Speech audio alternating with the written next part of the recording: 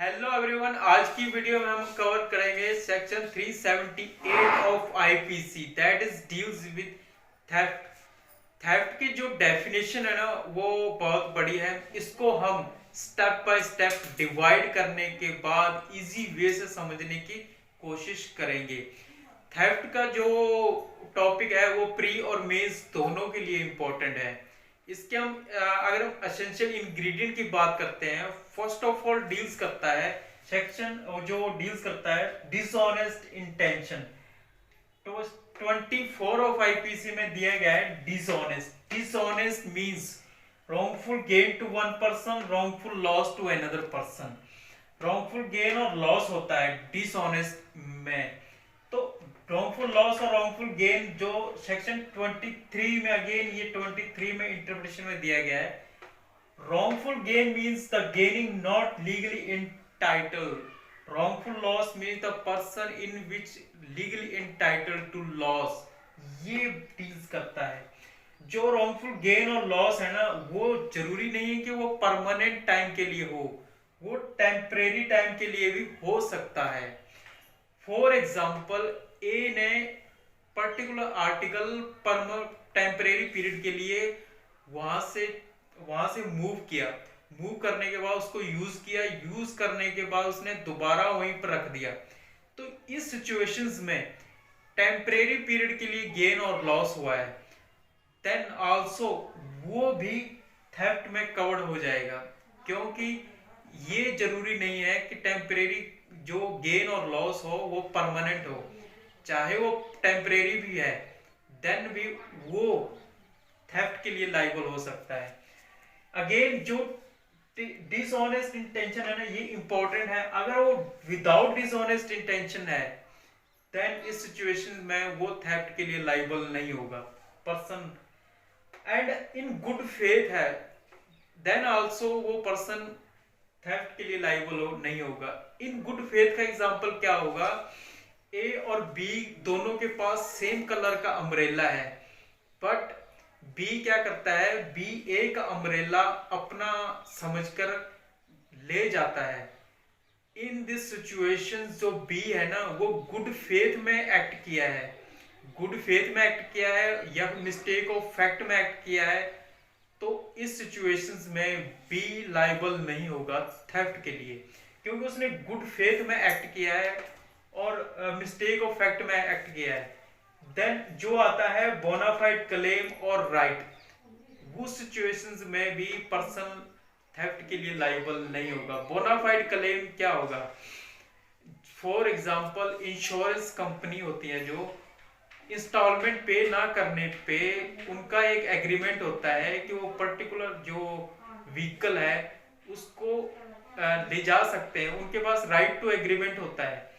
उस सिचुएशंस में अगर इंस्टॉलमेंट नहीं पे करने के बाद व्हीकल ले जाती है इंश्योरेंस कंपनी, देन उनके पास वो बोनाफाइड क्लेम और राइट होता है, उनको हम थेफ्ट के अंडर लाइबल नहीं कर सकते।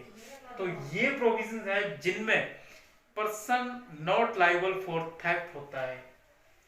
डिसऑनेस्ट इंटेंशन के बाद जो नेक्स्ट इंग्रेडिएंट है वो है कि थेफ्ट में ना प्रॉपर्टी क्या होनी चाहिए, मूवेबल प्रॉपर्टी होनी चाहिए। मूवेबल प्रॉपर्टी, इसका जो 22 सेक्शन आईपीसी है उसमें दिया गया मूवेबल प्रॉपर्टी मींस जो प्रॉपर्टी मूव हो सकती है, एक्सेप्ट लैंड। जो लैंड होती है वो तो इमूवेबल होती है, बट कोई भी प्रॉपर्टी जो लैंड के साथ अटैच होगी, जो लैंड के साथ अटैच होगी वो तब तक इमूवेबल प्रॉपर्टी है। जैसे वो लैंड के साथ अलग हो गई, देन वो बन जाती है movable property. For example, tree है, जब तक वो ट्री है तब तक वो इमूवेबल प्रॉपर्टी है। जब उस ट्री को निकाल दिया जाता है, वो timber as a timber use कर लिया जाता है, देन वो मूवेबल प्रॉपर्टी बन जाती है। तो थेफ्ट सिर्फ मूवेबल प्रॉपर्टी का होता है। तो इसमें जो एक्सप्लेनेशन है ना थेफ्ट की, 378 की जो एक्सप्लेनेशन दी गई है 1 और 2, वो इजी वे से वो सिर्फ यही कहते हैं कि जो जब तक प्रॉपर्टी थेफ्ट लैंड के साथ अटैच की हुई है तब तक वो इमूवेबल है। जैसे वो लैंड के साथ रिमूव हो जाती है वो मूवेबल बन जाती है। सिंपल एज जो थर्ड इंग्रेडिएंट है वो है out of possession, taking out of possession of another, taking out of possession of another person। Possession जो है mayor physical control is sufficient. Possession जो है ओनर के पास भी हो सकता है, ओनर के बिहाफ पे सर्वेंट के पास भी हो सकता है। Mayor physical control is sufficient. इसमें 378 में थेफ्ट में पोजेशन जो है वो ब्रॉडर टर्म से दिया गया है। Mayor physical control is sufficient. तो पोजेशन किसके पास होगा?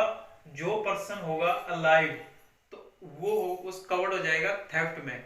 अगर पोजेशन डेड पर्सन के पास है तो वो क्रिमिनल मिसएप्रोप्रिएशन में कवर्ड हो जाएगा, वो थेफ्ट में कवर्ड नहीं होगा, वो क्रिमिनल मिसएप्रोप्रिएशन में कवर्ड हो जाएगा। तो state Pyarelal Bhargava versus state supreme court का केस है। इसमें दिया गया है कि removing a property for a temporary period is also a theft. तो टेम्परेरी पीरियड के लिए प्रॉपर्टी को मूव करना वो भी थेफ्ट में कवर्ड हो जाएगा। तो इस केस के फैक्ट के अकॉर्डिंग एक जो एक पर्टिकुलर पब्लिक अथॉरिटी थी वहां से किसी ने फाइल रिमूव की थी for a temporary period for providing such information. Move करने के बाद उस फाइल को दोबारा वहीं पर रख दी गई। तो सुप्रीम कोर्ट ने इंटरप्रिटेशन किया है removing a temporary period, temporary gain और loss is also covered under section 378 of theft. 378 theft में जो नेक्स्ट इंग्रेडिएंट है वो है टेकिंग विदाउट कंसेंट। कंसेंट इसमें नहीं है। कंसेंट जो है एक्सप्रेसली भी हो सकता था, इम्प्लाइड वे से भी हो सकता था, बट इसमें विदाउट कंसेंट है। And moving property in order to such taking, जो मोस्ट इंपॉर्टेंट इंग्रेडिएंट है, जो लास्ट इंग्रेडिएंट है मूविंग, प्रॉपर्टी मूव होनी चाहिए। अगर प्रॉपर्टी मूव नहीं होती देन वो थेफ्ट के लिए लाइबल नहीं होगा। इस लाइबिलिटी, इसके लिए अंडर जो लाइबिलिटी बनती है वो बनती है आफ्टर मूविंग द प्रॉपर्टी। जैसे ही प्रॉपर्टी मूव हो जाती है person will be liable for theft. तो मूविंग जो है ना वो कैसा होगा? एक्सप्लेनेशन थर्ड एंड फोर्थ में मूविंग जो प्रॉपरली इंटरप्रेट किया गया है। Moving means move by removal N obstacle, वो भी थेफ्ट में कवर्ड हो जाएगा। वो कैसे? जैसे removing N obstacle, N obstacle क्या होगा? जैसे फॉर एग्जांपल एक जो बोट है वो ट्री के साथ बंधी हुई है, तो रस्सी के थ्रू वो ट्री के साथ बंधी हुई है बोट। उस पर्सन को पता है कि जैसे वो ऑब्स्टेकल क्या है? रस्सी। वो रस्सी को काटेगा, बोट तैरते हुए दूसरे किनारे तक पहुंचेगी और दूसरे किनारे से वो प्रॉपर्टी जो बोट है उसको लेकर चला जाएगा। तो इस सिचुएशंस में जो ऑब्स्टेकल है उसको रिमूव करने से प्रॉपर्टी क्या होगा? प्रॉपर्टी मूव होगी। और जैसे ही उसने ऑब्स्टेकल को रिमूव किया वैसे ही वो पर्सन लायबल हो जाएगा थेफ्ट के लिए। एंड फोर्थ जो एक्सप्लेनेशन है वो है by means cause an animal. इसका जो बेस्ट एग्जांपल है वो है इलस्ट्रेशन जो दी गई है सी इलस्ट्रेशन में दिया गया है कि जो बुललॉक थे ना, बुल, उसके ऊपर था ट्रेजर, खजाना, और जैसे ही ए को पता था कि वो जैसे ही बुल को पुश करेगा वो खजाना मूव होगा। और इस सिचुएशंस में जैसे ही उसने बुल को पुश किया वैसे ही वो पर्सन लायबल हो जाएगा थेफ्ट के अंडर। तो जो थेफ्ट की जो पनिशमेंट थी ना वो 3 ईयर पनिशमेंट है, फाइन और बोथ भी हो सकता है, एंड कॉग्निजेबल भी है, नॉन बेलेबल है, and the first most important is theft is a compoundable offence.